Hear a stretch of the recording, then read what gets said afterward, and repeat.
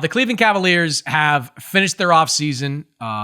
They have brought back who they need to bring back, the latest being Evan Mobley, who gets a 5-year max-level contract with the team. This is in the aftermath of them signing Donovan Mitchell to a 3-year max-level contract. So now the core of the team that went to the second round of the playoffs last year will have a new coach. Kenny Atkinson is going to be coaching that team, replacing JB Bickerstaff. But the core of that team will be back. The question now, Mark, is should this team run it back? The argument for is that there are a whole bunch of young guys. Darius Garland's 24, Jared Allen's 26, Mobley's 23. Really, you've got most of the guys on that team are in their 20s. So you've got some runway there in terms of youth. But at the same time, like, does a Donovan Mitchell, Darius Garland backcourt work at a championship level? Can you get away with playing 2 7-footers in Allen and Mobley at a championship level? What say you about that? Is this the kind of team that should be given another opportunity with the same group? Or as this offseason progresses, should they be looking to do a deal that overhauls the roster? Yeah, I mean, barring a crazy deal that's too good to pass up, I think that their best pathway is running it back, but also reevaluating as things go on. I don't necessarily agree for whatever shortcomings Bernie or JB Bickerstaff had with X's and O's. You know, I thought he got the short end of the stick here because most of their shortcomings last season had to do with health and the fact that they played the Boston Celtics in the playoffs. But that being said, that being said, Kenny Atkinson's a great hire. You know, he's very good offensive minded. He has a very good reputation when it comes to player development. So I think that even though there are a lot of fair questions when it comes to how Donovan Mitchell and Darius Garland coexist, they also didn't play a lot of games together because of overlapping injuries. There's also a lot of fair questions about how Evan Mobley and Jared Allen can coexist as two bigs in the modern NBA. But I think there's a no-brainer to obviously extend Donovan Mitchell. They also obviously dodged a bullet of the potential that he didn't want to sign an extension.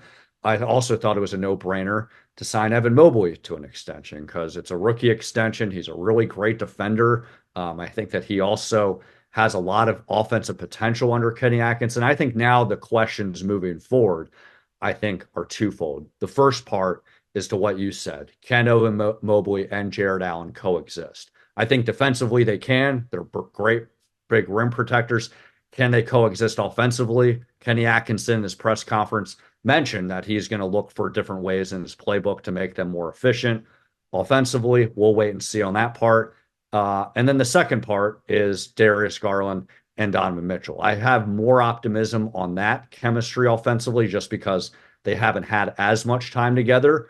But I think everything's subject for evaluation. But I think at least moving forward, very good sign that they're able to commit to Donovan Mitchell and Evan Mobley. And that's what they should be doing, regardless of how well they fit with their other two players with Garland. You know what, though? I don't love the mix overall. Like, I think it's got a low ceiling. I think that Kenny Atkinson is going to do some good things. I think he's got a well-earned reputation as a player development guy, and I think you'll see that pay dividends with Evan Mobley, who has not evolved into a shooter at this point. You know, very good defensive player, does some nice things off the dribble, but is still not an outside threat.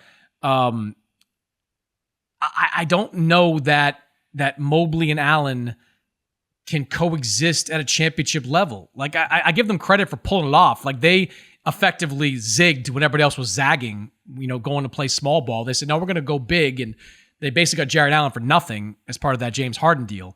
But I just don't know if it works against these smaller, quicker teams that permeate the NBA. Like, I just think it's going to be challenging there. I'm even less optimistic about Mitchell and Garland. Not because of either flaws in either one of them. It's just that I think both those guys need to be playing opposite a bigger guard, right? Like, I liked when Garland was out, you saw Isaac Okoro in that mix, and I thought that made more sense. Like, that, a more physical two-man, which, you know, Mitchell would have to be more of a point guard in that scenario, but I think he can be, especially in today's NBA, where I don't know how I think he can get away with it. And same thing with Garland. Like, when he's playing next to Okoro, I think that makes more sense. Like, both these guys are really good players. It's not a knock on either one of them. It's just that I don't think two smallish guards can succeed in the NBA. Not unless you're super physical, like Derek White and Drew Holiday in Boston. Neither one of those guys are that. I know the Cavs' defensive numbers were really good, but like, you take away that size with Mobley and Allen, and those guard deficiencies become a lot more glaring, Mark. They just do. Like, the great defense was not because of great perimeter defense by Garland and Mobley. It was because you had incredible backstops like Mobley and Jared Allen. I think, to me, somehow somebody should lock David Griffin and Kobe Altman in a room and just say, come out when you have a deal that involves Brandon Ingram going to Cleveland, right? Like, the Pelicans don't want to pay Brandon Ingram full freight. I don't blame Brandon Ingram for holding out for it, because that's what you do. But, like, David Griffin himself came out and said at the end of last year that he'd seen enough, like, that there needed to be changes. And so far, really, there haven't been many changes in New Orleans at the moment. And the big change would be Brandon Ingram going elsewhere. We know they need a center in New Orleans. Jared Allen, still a high-level guy, all-star. I mean, he was a replacement, but he was an all-star.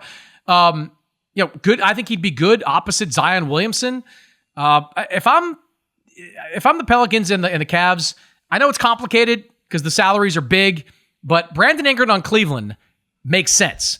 Jared Allen in New Orleans makes sense. I don't know how Garland gets worked into that mix. Maybe you do another deal involving him, but to me, Cleveland, if you bring back this group, you're asking for the exact same outcome, regardless of the coaching change. You're asking for a 4 or 5 seed, maybe as high as 3 in the Eastern Conference, but then you're asking to get beat in the second round of the playoffs. Yeah, Chris, great point. As you were talking, I was thinking, the reason for me saying this is the best course is I couldn't think of specific realistic alternatives because of the second apron limitations, and let's see what happens leading to the trade deadline. But you're 100% right with the Pelicans. I mean, not just with what you said, but they got DeJounte Murray in a separate deal, and there's just even more of a logjam on how that current group right now is going to handle ball handling duties. You have Murray, CJ McCollum, Zion Williamson, and Brandon Ingram. That was a clear precursor that their intent moving forward would be to find the right deal for Brandon Ingram. So yeah, I'm with you that deal for both sides needs to happen. It'll be good for both organizations. And let's see what happens. But yeah, I think to the broader point, it was more outside of that. Couldn't think of specific scenarios that were better. But as I was mentioning, everything is now subject for evaluation on what will work, won't work between those two duos. Look, they've got a little bit of room to operate now that Mitchell is on a long-term extension. Garland's on a long-term contract. Got Mobley now on a long-term contract. So there's not a huge amount of pressure at the moment. I just look at that team and I see a good team with no real potential to be great. And look, maybe Brandon Ingram doesn't work, but on paper, it looks like he's a better fit.